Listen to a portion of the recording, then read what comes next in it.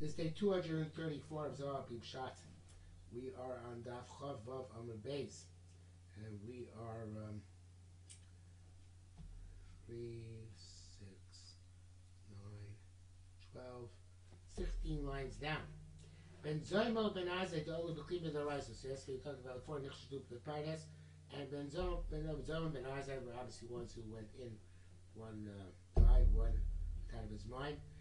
Though the Klipin D'Oraisa Avlakomba, they went into the Klipin D'Oraisa, which are evidently the pay range Dalit levels, which is not specified. They were afflicted by their interaction with Pardes. Then the Rabbi Akiva, the Moichar. Rabbi Akiva went into the Moichar, into the full mindset of Pardes. So the Itmar Bey, the Al Bishlam and Nafak Bishlam. Says about him that he went in with peace. Of course, it's the Gemara in Chagira Daf Yudal Rabbeis, which is the parallel to the Zohar. And there it says, Rabbi Dessler, Abba. Rabbi Dessler said, his father was a little less of the name of Shimon Chai. Yom Echad Avinu Ben Medusha. When he was in the base Medush, the Chav asked, "My niyud Amar Akiva." What's that? Which Akiva said to Talmudoi to his students, which is in that Gemara there in Chagiga. When he reached the mountains of the stones of pure marble, Al Tamru Mayim Mayim. Don't say water. Shema Tistaknun. Maybe you'll be put in danger. Maybe you'll endanger yourselves. See, Dorvesh Kahim Lo Yikolin Edei Night. As it says, he who speaks falsehood does not sustain oppositely. So that is Gemara Chagiga, of course, very famous and very cryptic Gemara. So since we do Zohar al Pi Pshat, we're going to do Zohar al Pi of Dessler. And this is the in Chela K, page 367, the Abba Shenichnu Sula Pardes. He explains. Akiva said to him, when you get to the water, the stones of pure marble, do not say water. Water is Torah. They say mayim. It's a cry out of amazement. He said to them, be careful not to be amazed. From the chidush which will be revealed to you there in Torah.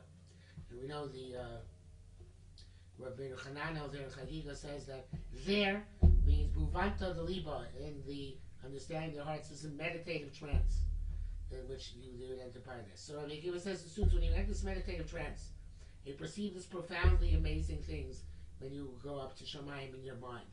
Don't go crawl out bispilus. Because like Osam Darga says on those high levels, with Gosh's Kela, emotions like these, Yicholim Lafria. They can be an interruption. They can be something which is dangerous even. This is the arousal and the pleasure of that arousal. It's to see oneself, as he explained previously. This is in a paragraph which on page 366 there. He says, the arousal from a novel perception, or novel idea. The name arouses a person from slumber. It opens his heart. But you can't remain in that state. Because you become accustomed to it. And then you require each time a greater novelty to arouse it. That is the main point. There's a contradiction between this amazement, this arousal, and the perspective of the heart. Much too, like it says in Melachim concerning Eliyahu Navi's vision, Lo barash Hashem. Hashem is not in the noise. That which you analyze and implant in your heart in silence. Who should poel orel zaman? That's what has an impact over a long time. Zem maybe l'riyas halev.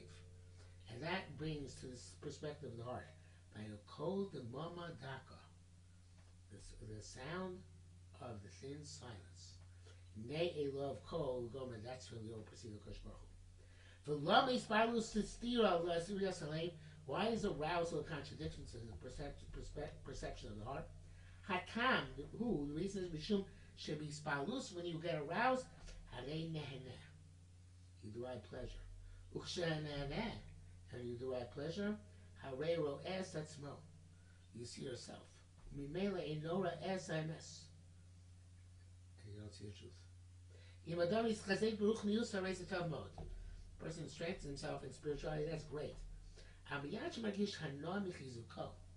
really, when you feel pleasure from your strengthening, it's the beginning of the loosening, of the weakening.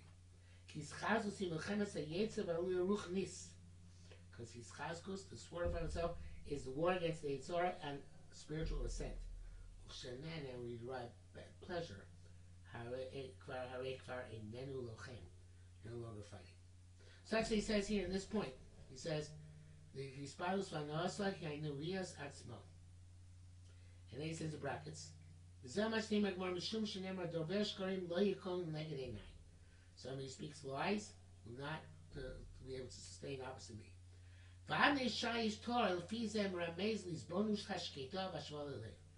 Pure marble stones refers to quiet analysis and embedding in the heart. Because there are marble stones which look like gushing water, like the waves of the sea. The references to Balabasa Daf Dalet, that are marble stones in which Herod rebuilt the Beis HaMikdash. Rabbi Akiva said, don't be astonished from the waves of novelties. Look and analyze with quiet. Flows Yofi Hatsura, the beauty of the countenance, the facade, the entirety actually of your vision. Sort of the Shmaitza, but that is the Tsura, the inner essence of what you're learning. With Zet Tagil Hashem Alev, with that you'll be able to penetrate and get things into your heart. Nipsa, so it comes out, getting aroused can assist. But can also be an impediment. For this perception of the heart. And that's true about anything which is superficial. So there's something which is not for the right purpose. If you don't transcend it and go beyond it, it can turn into Avodah Zarah. So, when you get to Avnei Shaish Tor, Altamu Mayim. Don't get so around. Make sure that you continue your meditative trance in a careful state of analysis. Of course, for us, these words are very difficult to comprehend because we don't enter meditative trances very often. But the idea is that you have to make sure not to get stuck on things which give you pleasure in your quest for absolute truth. It's a very powerful lesson. Okay, this is only one understanding. Tomorrow, Mir Hashem, we'll try and look at what Rabbi Tzadok has to say about Avnei Shaish Torah and my mind. But in the meantime, the way we're learning today, there's a Musar idea in this Kabbalistic notion, which is you can't focus on how much I enjoy it. As much as it's Geshmak and as much as sometimes that's a tool. You have to be committed to the quest for growth's sake, and for acquiring levels of perception for the perception's sake, and not to say, wow, look what I perceived. Okay, more on this later.